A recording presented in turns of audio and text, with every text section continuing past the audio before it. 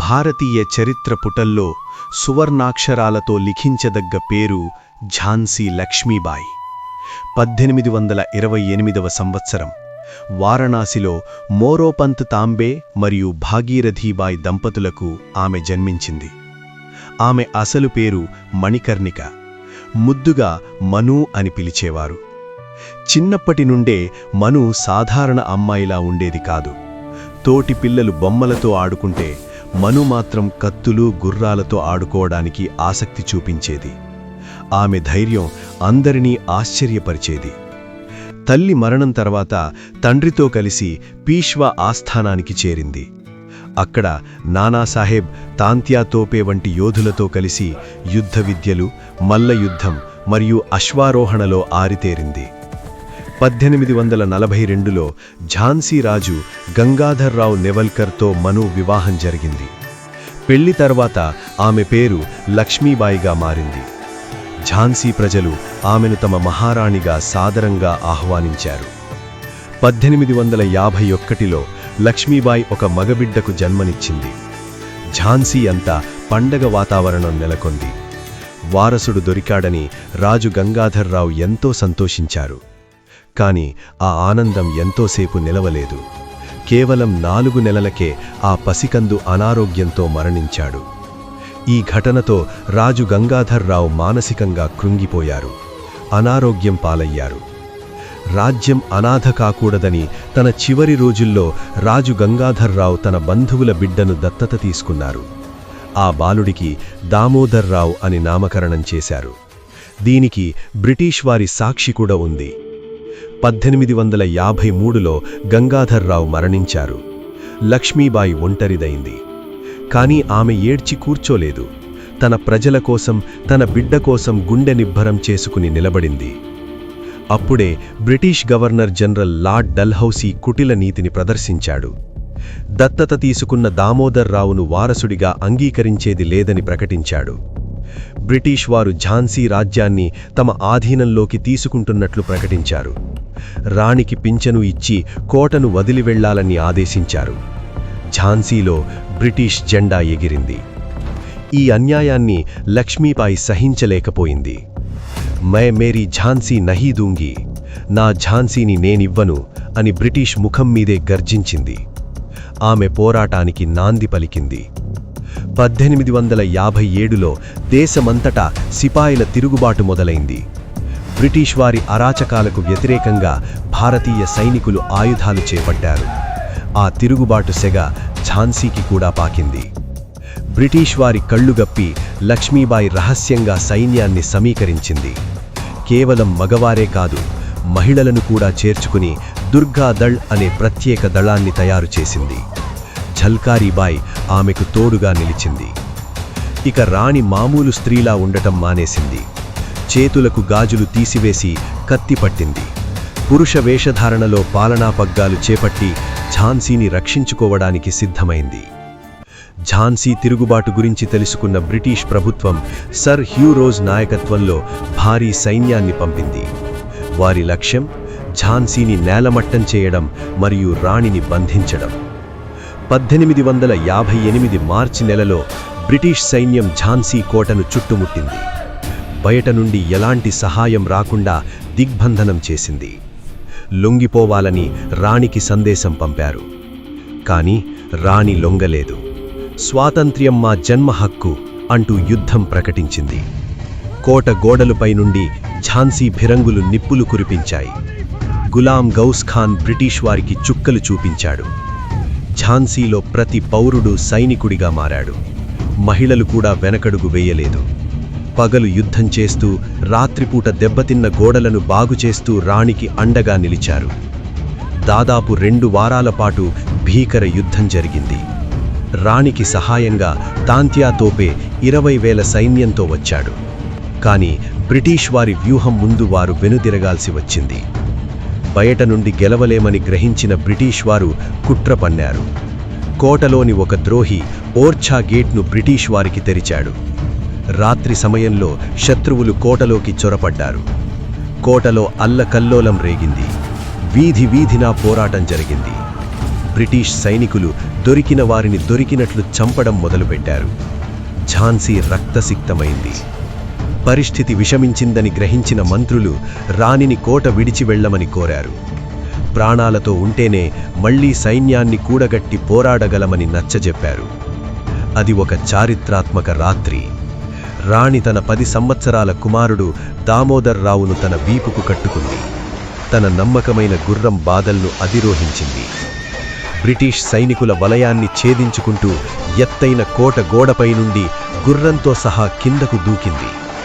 ఆ ధైర్యం చూసి శత్రువులు కూడా నివ్వెరపడ్డారు. ఆ భారీ దూకుడికి గుర్రం బాదల్ ప్రాణాలు కోల్పోయింది. కాని తన రాణిని, యువరాజును రక్షించింది. రాణి ఆగకుండా కల్పి వైపు ప్రయాణం చేసింది. రాత్రంతా ప్రయాణం చేసి తెల్లవారేసరికి కల్పిదారిలో ఉన్నారు. బ్రిటిష్ లెఫ్టినెంట్ బౌకర్ ఆమెను వెంబడించాడు. కాని రాణి తన కత్తితో అతన్ని గాయపరిచి తప్పించుకుంది. కల్పి చేరుకున్న రాణి అక్కడ తాంత్యా తోపేను కలిసింది. చెల్లాచెదురైన సైన్యాన్ని ఏకం చేశారు. బ్రిటిష్ వారిని ఎదుర్కోవడానికి కొత్త వ్యూహాలు రచించారు. మే 22, 1858న కల్పి వద్ద మళ్లీ యుద్ధం జరిగింది. రాణి అద్భుతంగా పోరాడింది. కాని బ్రిటిష్ వారి ఆధునిక ఆయుధాల ముందు భారతీయ సైన్యం నిలవలేదు. కల్పి కూడా చేజారిపోయింది. కల్పి ఓటమి తర్వాత వారు నిరాశ చెందలేదు. గ్వాలియర్ కోటను స్వాధీనం చేసుకోవాలని నిర్ణయించుకున్నారు. గ్వాలియర్ పాలకుడు సింధియా బ్రిటిష్ మద్దతుదారుడు కావడంతో అతన్ని తరిమికొట్టారు. గ్వాలియర్ కోట విప్లవకారుల వశమైంది.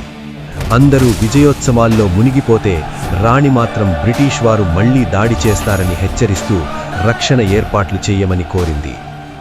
రాణి ఊహించినట్లే జనరల్ హ్యూ రోజ్ గ్వాలియర్ పైకి దూసుకొచ్చాడు. జూన్ 16న గ్వాలియర్పై బ్రిటిష్ దాడి మొదలైంది. ఇది రాణికి చివరి యుద్ధం కాబోతోంది. జూన్ 17, 1858 కోటాకి సరాయ్ వద్ద రాణి తన సైన్యాన్ని నడిపింది. ఆమె రూపాన్ని చూస్తే సాక్షాత్తు కాళికామాత దిగివచ్చినట్లు అనిపించింది. యుద్ధం భీకరంగా సాగింది. రాణి కత్తి వేగానికి బ్రిటిష్ సైనికుల తలలు తెగిపడిపోతున్నాయి. ఆమె దాటికి శత్రు సైన్యం చెల్లాచెదురైపోయింది. జై భవానీ నినాదాలతో రణరంగం దద్దరిల్లింది.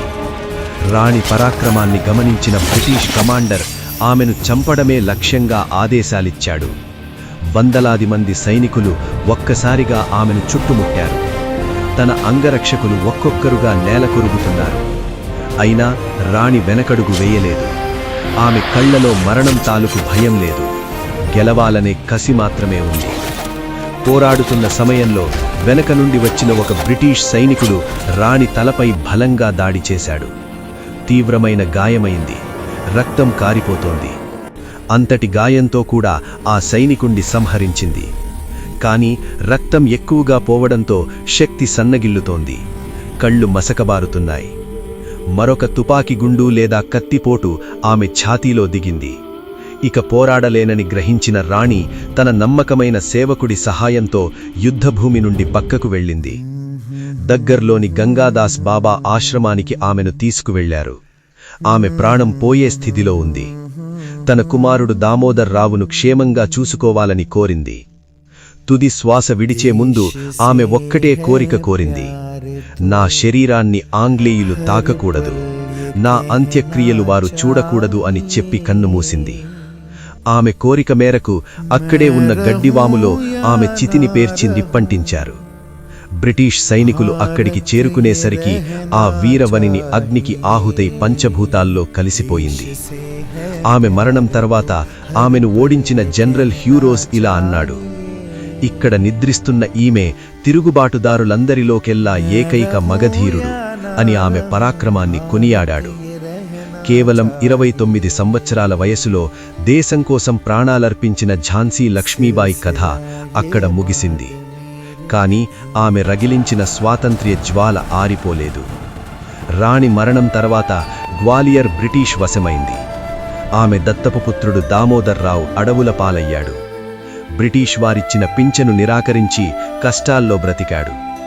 1858 నాటికి తిరుగుబాటు అణచివేయబడింది. ఈస్ట్ ఇండియా కంపెనీ పాలన పోయి బ్రిటన్ రాణి ప్రత్యక్ష పాలన వచ్చింది. కాని భారతీయుల మనసులో స్వేచ్ఛాకాంక్ష నాటుకుపోయింది. దశాబ్దాల తర్వాత హూ బ్లడీ మర్దానీ ఓతో ఝాన్సీ వాలీ రాణీ థీ అనే కవిత ద్వారా ఆమె గాథ ప్రతి భారతీయుని నరనరాల్లో జీర్ణించుకుపోయింది. ఆమె ఒక దేవతలా పూజించబడింది. స్వాతంత్ర్య పోరాటంలో నేతాజీ సుభాష్ చంద్రబోస్ తన మహిళా సైన్యానికి రాణి ఆఫ్ ఝాన్సీ రెజిమెంట్ అని పేరు పెట్టి ఆమెకు ఘన నివాళి అర్పించారు. నేడు భారతీయ మహిళలు సైన్యంలో, అంతరిక్షంలో అన్ని రంగాల్లో దూసుకుపోతున్నారంటే నాడు లక్ష్మీబాయి చూపిన తెగువ వారికి స్ఫూర్తి. సినిమాలు, సీరియల్స్ ద్వారా ఆమె కథ తరతరాలకు అందుతూనే ఉంది. ఆమె అమరజీవి. ఆమె వాడిన కత్తి, ఆమె ధరించిన కవచం ఇప్పటికీ మ్యూజియంస్లో భద్రంగా ఉన్నాయి. అవి చూసిన ప్రతిసారి రోమాలు నిక్కబొడుచుకుంటాయి. నేను నా ఝాన్సీని ఇవ్వను అనే మాట ఇప్పటికీ ప్రతి చిన్నారి గొంతులో ప్రతిధ్వనిస్తుంది. భారత ప్రభుత్వం ఆమె గౌరవార్థం స్టాంపులు, నాణేలు విడుదల చేసి ఆమె త్యాగాన్ని గౌరవించింది. ఒక చేత్తో కళ్ళెం, మరో చేత్తో కత్తి, వీపున బిడ్డ. ప్రపంచ చరిత్రలో ఇలాంటి యోధురాలు మరొకరు లేరు. ఆమె మాతృమూర్తి మరియు వీరనారి. స్వాతంత్ర్య సమరయోధుల జాబితాలో ఆమెది అగ్రస్థానం. 1857లో ఆమె వేసిన పునాది 1947లో స్వాతంత్ర్య భవనంగా మారింది. మనువు నుండి మణికర్ణికగా, లక్ష్మీబాయిగా, చివరకు ఝాన్సీ రాణిగా ఆమె ప్రస్థానం అద్భుతం, అమోఘం. మరణం లేని మహాయోధురాలు ఆమె. భారతీయ ఆత్మగౌరవానికి ఆమె ఎప్పటికీ నిలువెత్తు సాక్ష్యం.